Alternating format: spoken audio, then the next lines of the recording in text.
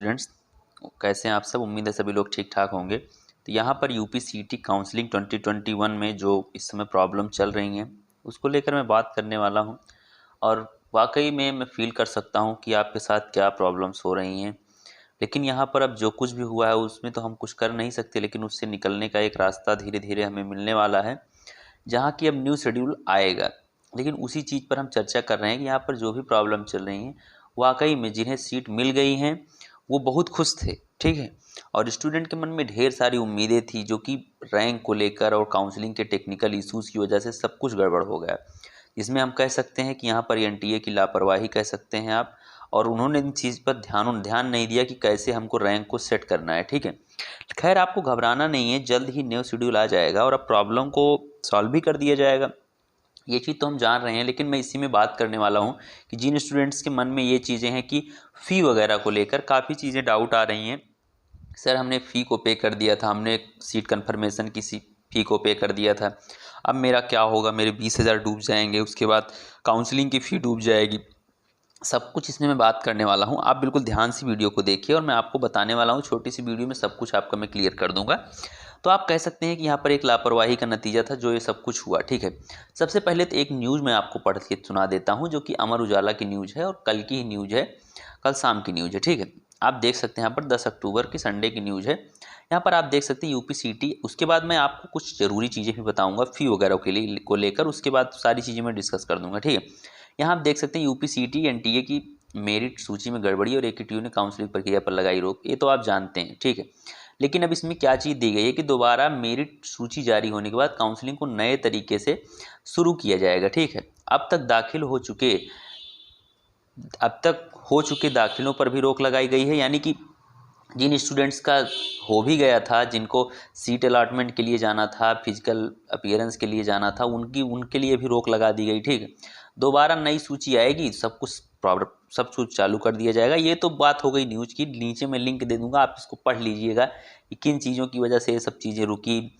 और उसके बाद फिजिकल रिपोर्टिंग पर भी रोक लग गई। ये चीज़ तो आप जान ही रहे हैं, ये सब चीज़ें आप जान रहे हैं। मैं टेलीग्राम ग्रुप पर ये सब चीज़ें डिस्कस करता रहता हूँ और यहाँ पर स्टूडेंट्स भी जो हैं वो इन चीज़ों को डिस्कस कर देते हैं। ज़्यादातर चीज़ें तो मुझे बताना भी नहीं पड़ता है, स्टूडेंट्स ही भेज देते हैं, ठीक है।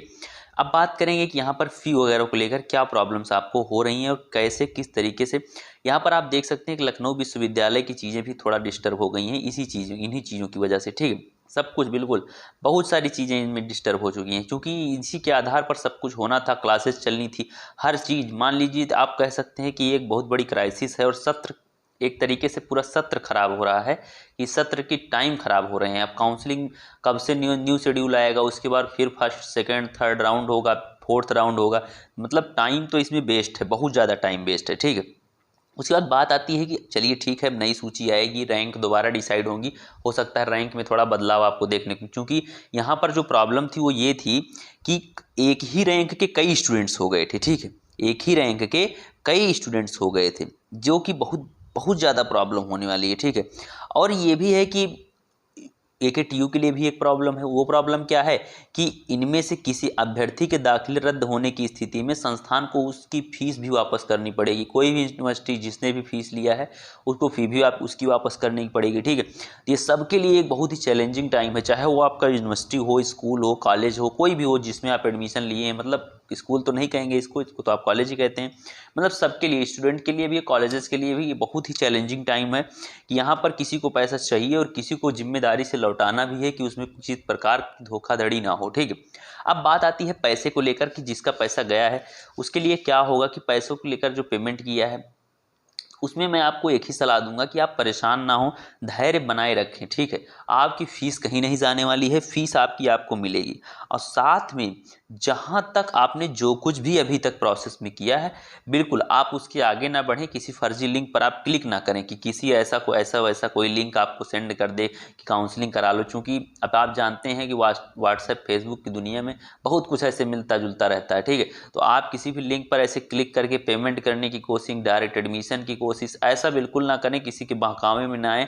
क्योंकि ये जो कुछ भी हुआ है एक तरीके से आप इसको बहकावा भी कह सकते हैं कि कुछ गड़बड़ी। अब असली चीज़ें जो होती हैं, रियलिटी थोड़ी बहुत बताई भी छुपाई भी जाती हैं, ठीक है, ज़्यादा चीज़ें बताई नहीं जाती, छिपाई भी जाती हैं।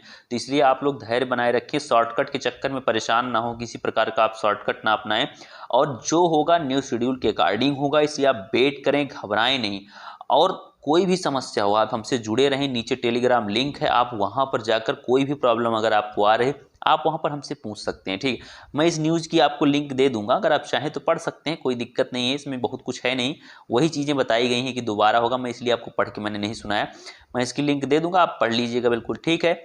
मिलते हैं जैसे ही न्यू शेड्यूल आएगा, नई अपडेट आपको फटाफट से यहाँ पर मिलती रहेंगी। Thank you, bye bye, love you all, नमस्कार।